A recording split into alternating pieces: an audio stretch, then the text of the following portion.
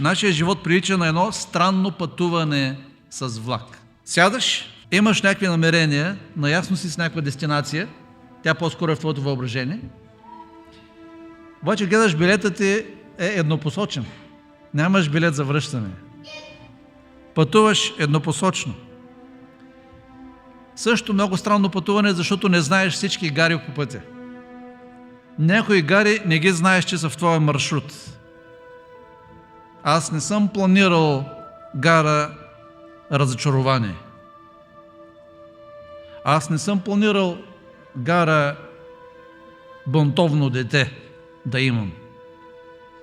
Аз не съм планирал гара спешна животоспасяваща операция. Аз не съм планирал да минавам през гара, където е безпаричие и бедност, безработица. Никой от нас не е планирал, в началото не си е поръчвал пътуване през гара, наречена развод. Никой не е планирал гара да загубиш дете. Не. Ние пътуваме, ние сме на влака, гарите идват една след друга. И даже не знаем коя е нашата следваща гара.